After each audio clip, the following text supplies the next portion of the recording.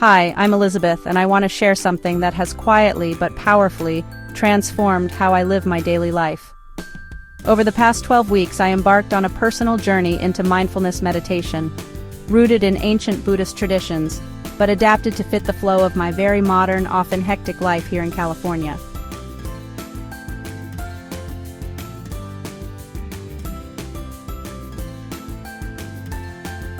Now, I'll be honest. This all started as an assignment.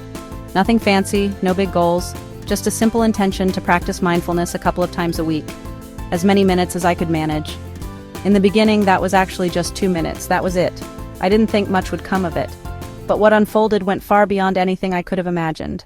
You've probably heard the word mindfulness tossed around a lot these days, in yoga studios, on meditation apps, even in corporate wellness emails. It's become a bit of a buzzword,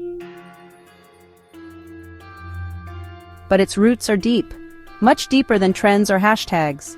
Mindfulness is a core practice in Buddhist philosophy, and at its heart, it's really about one thing: presence. Being fully here, in this moment, on purpose, without judgment. It sounds simple, but if you've ever tried to quiet your mind for even a minute, you know it's not always easy. Our thoughts don't like to be still. They want to pull us into the past, worry about the future, fix, analyze, judge. That's just how the mind is wired. So I started small. I created a cozy little corner in my home. Nothing fancy, a cushion, a candle, and a little music playing softly in the background. Sometimes I used incense. I'd sit, close my eyes, and breathe. I followed guided meditations focused on the basics: breath awareness, observing without reacting, just letting thoughts pass like clouds. I also kept a meditation journal. After each session, I'd jot down a few notes. How was I feeling? Did anything stand out? How was my sleep, my stress, my mood? And little by little, something began to shift. At first, the changes were almost imperceptible. A little more patience with my kids, less urgency in my mornings. I found myself pausing before reacting to frustration. Not always, but more often than before. And I started noticing beauty in small things I'd usually overlook. The way sunlight moved across the floor, the sound of my own breath, or the comfort of quiet. The first 4 weeks were not smooth. Let me be real. I had days where I just didn't feel like sitting. Days when my mind wandered so much I felt like I wasn't even meditating at all. I'd get distracted by to-do lists, texts, noises outside. But even with all the inconsistency, I started to recognize certain thought patterns, those mental loops of worry, overanalyzing a conversation I had yesterday, or bracing for something that hadn't even happened yet. Through mindfulness, I started to see those thoughts, not as facts, but just thoughts. Fleeting, temporary, not always true. And most importantly, I didn't have to follow every one of them. That realization was surprisingly liberating. By the 5th week, something beautiful happened. I actually wanted to meditate. It stopped feeling like an assignment and started feeling like a refuge. Meditation became something I looked forward to. It felt like coming home to myself. I noticed a shift in how I was reacting to people around me, especially in emotionally charged moments. There was more space between what someone said and how I responded. I wasn't perfect, but I felt less triggered. My sleep got deeper. I was less anxious at bedtime. I began journaling more honestly, processing not just surface thoughts but deeper fears, hopes, even joy.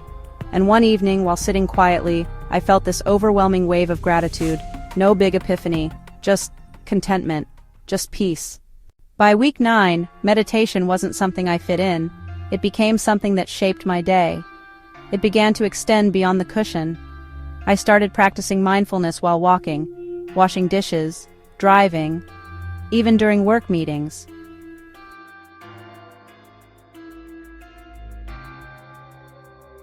I added loving kindness meditation to my routine, directing warmth and compassion toward myself and others. It softened my inner dialogue, which, if I'm being honest, wasn't always kind. Body scans helped me reconnect with how I was holding tension, especially in my shoulders and jaw.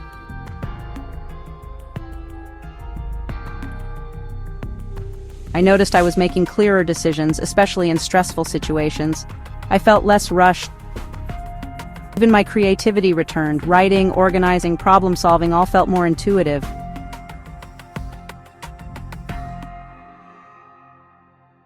I wasn't just doing mindfulness anymore, I was living it. I want to take a moment to share the 5 core principles that guided me through this journey. Present moment awareness. Being fully here, not lost in the past or future. Non-judgment, letting go of labels. A thought isn't bad or good, it's just a thought. Acceptance, meeting whatever arises with openness instead of resistance. Non-attachment, learning to let go of expectations, of outcomes, even of control. Compassion toward others, yes, but especially toward myself. These weren't just ideas I read about, I lived them day by day, breath by breath. And while the experience was deeply personal and spiritual, it's also backed by science. Research from pioneers like Jon Kabat-Zinn shows that regular mindfulness practice leads to real, observable changes in the brain.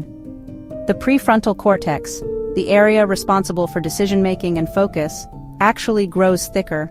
The amygdala, the part of the brain associated with stress and fear, becomes less reactive. So that sense of calm and clarity I was feeling, it wasn't just in my imagination, it was rooted in biology. There's a beautiful quote by Thich Nhat Hanh that says, "Mindfulness is the energy that helps us recognize the conditions of happiness that are already present in our lives." And that's exactly what began to happen.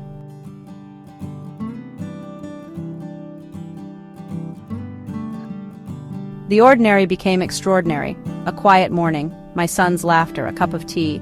Mindfulness didn't erase life's challenges, but it changed how I met them, with more grace, more presence, more space to breathe.